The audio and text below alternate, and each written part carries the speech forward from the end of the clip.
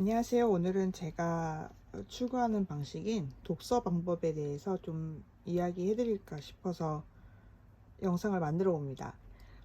여러분은 책을 어떻게 읽으세요? 그냥 서점에서 베스트셀러라고 해서 읽으시나요? 아니면 오늘 기분에 따라서 읽으시나요? 저는 관심 분야도 많고 굉장히 다양한 책을 좋아하는데 제가 하는 방법을 좀 알려드릴까 해요. 이 방법으로 하면 책 내용이 잊어버려지지도 않고 되게 기억에 남고 다시 내가 그 책에서 뭘 원하는지 확실하게 알게 되거든요. 그래서 맥락 독서라고 이름을 지어봤어요. 어떻게 하냐면 이 책 네 권 있죠. 이 책 네 권은 제가 연이어서 산 책이 아니에요.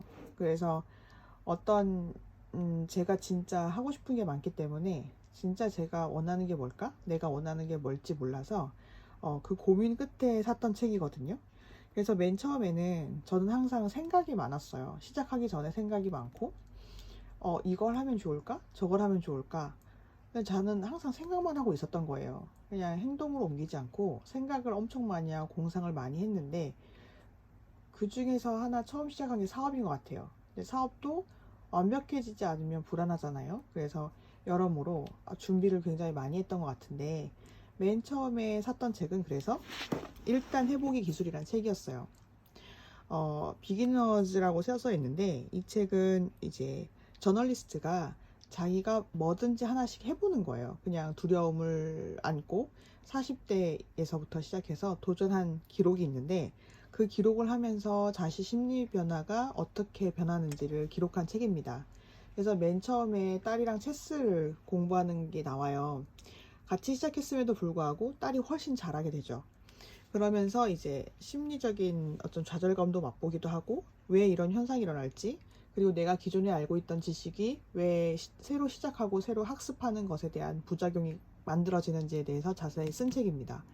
이 책을 읽고 나니까 궁금했어요. 내가 해보려고 하는 거, 이 사람이 시작해보려고 하는 여러 가지 일들이 있거든요. 이것은 왜 하고 싶은 걸까? 그렇죠?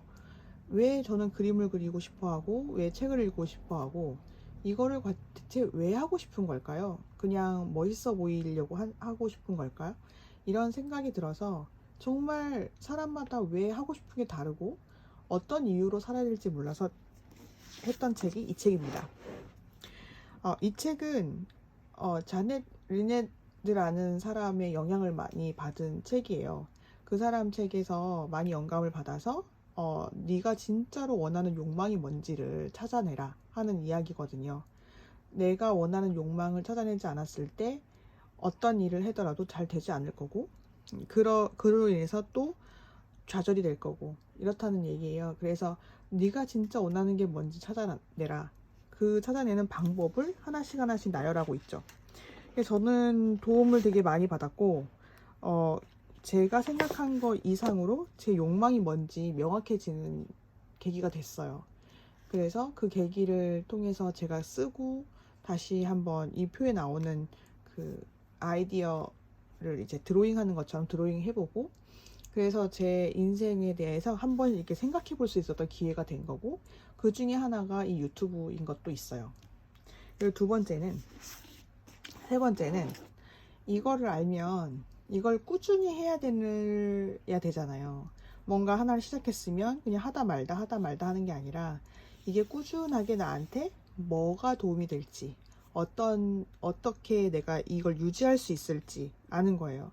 대부분 여기서는 뭐 슬럼프를 이겨낸 사람들만의 비밀이라고 하지만 사실 우리한테도 많이 필요한 것 같아요. 옛날엔 그리드라고 저는 알고 있었지만 이 저자는 그릿이라는 말로 얘기를 하고요. 그 다음에 재능과 IQ와 상관없이 어떻게 하면 꾸준히 할 수 있는 일에 대해서 적어 놓은 책이에요. 그래서 꾸준히 할 수 있는 것들을 하는 사람들을 찾아서 인터뷰하고 분석하고 이럴 것이다 라는 인지 심리적으로 써놓은 책이거든요.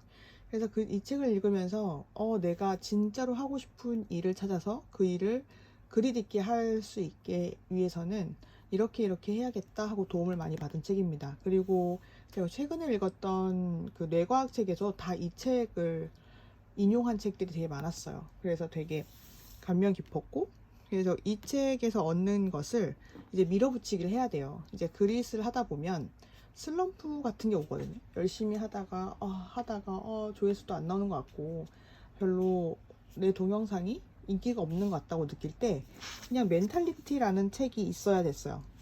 그냥 해. 그냥 하라는 거예요. 이 책의 끝은 그냥 해, 닥치고 해, 약간 이런 억양이거든요. 그래서 정말 끝까지 해봐. 정말 되나 안 되나 끝까지 해봐. 너의 그 끝까지가 어딘지 내가 알려줄 테니 끝까지 해봐 하는 책이거든요. 그래서 끝까지가 어딘지 지치지 않게 해주는 힘을 여기서는 굉장히 밀어붙여줘요. 그래서 이 사람은 코칭 하시는 분이거든요. 그래서 인지심리학 코칭까지 와서 이제 제가 이제 유튜브를 이제 그만해야 되나 라고 생각할 때쯤 멘탈리티 책을 한 번씩 보죠. 그래서 나는 사람들하고 소통하고 싶고 소통하는 그런 목적으로 나는 책을 선택한 사람이니까 책으로 인해서 더 다양한 이야기를 풀 수 있고 책으로 더 사회에 도움되고자 하는 역할을 하고 싶거든요. 그래서 그런 역할을 어떻게 할까 하고 고민도 더 해보고 더 창작 욕구를 더 살리긴 해야 될 것 같은 생각이 들어요. 그래서 저의 가장 이 동영상의 목적은 항상 그런 거였어요. 내가 세상에 뭘 하고 싶어요. 도움 주는 일을. 도움 주는 일이 뭘까? 그러니까 지금 하는 일도 물론 도움을 주고 있다고 생각하지만 뭐 세금 내고 주변 사람들하고 어울리는 것 제외하고 제가 진짜 순수하게 주고 인류, 내 후세, 내 조카들한테 물려주고 싶은 건 책 읽는 재미? 그리고 인생 사는 재미예요. 그래서 인생 사는 재미와 책 읽는 재미는 되게 유사하거든요, 저한테. 그래서 이 재미를 나누고 싶고 이 재미를 같이 느끼고 싶은 거가 큰 거거든요. 그래서 저는 제 미래에 나이 들었을 때 이런 걸로 세대 간의 소통도 하고 책으로서 인연을 맺고 싶기도 하고 그래서 열심히 지금도 책을 읽고 열심히 정리하고 열심히 분석하고 열심히 공부하고 있답니다. 여러분들은 맥락적 독서에 대해서 이해하셨나요? 제 예로 이 4가지 책을 생각을 해서 이 책이 한 권 읽으면서 한 번에 쫙 이해가 되잖아요. 이걸 따로 그냥 아무 생각 없이 그냥 읽어보자 해서 읽었으면 사실 이 맥락이 없어서 읽고 싶지도 않았을 거고 생각보다 페이지 수가 되게 길고요. 생각보다 되게 두꺼운 책들이거든요. 그래서 이 책을 읽을 때는 사실 그릿이 필요하기도 해요. 근데 이제 제가 원하는 목적, 내가 독서에서 얻고 싶은 목적이 분명한 책들이기 때문에 제 선택에 있어서는 이 책을 끝까지 읽게 해줄 수 있는 거죠. 그래서 책을 선정하실 때 여러분들이 어떤 방법으로 선정하실지 모르고 어떤 분이 제 동영상에 어떤 기준으로 책을 선정하시냐고 이게 문의를 하신 분이 있었는데 이런 바로 맥락적 독서로 합니다. 그래서 그때 사건 사고 그걸 기반으로 해서 궁금한 점, 사회에 궁금한 점이나 내가 알고 싶은 점에 대한 책을 검색하고 그 책을 사서 읽으면 그 책에서 또 다른 책이 나오기도 하고 꼬리에 꼬리를 물어서 점점점 책을 많이 사게 되고 책을 많이 보게 되거든요. 그러면 장르가 확 넓어져요. 그래서 장르가 넓어지니까 이 책 저 책 다 볼 수 있게 되는 거죠. 왜냐하면 독서하시는 분이나 학자들 중에는 한쪽에만 치우친 사람보다는 다양한 분야에서 책을 읽으신 분들이 훨씬 더 많기 때문에 그분들을 본받아서 저도 지식을 하나씩 쌓고 있는 거죠. 여러분들도 자기만의 책 읽는 방법이 어떤 게 있고 어떤 스타일로 책을 읽으시는지 궁금하기도 하고요. 그런 걸 한번 생각해 보시는 것도 독서를 유지할 수 있는 가장 큰 원동력이 되지 않을까 싶어서 이 영상을 만들어 봅니다. 그러면 다음에 또 재밌는 컨텐츠로 찾아오겠습니다.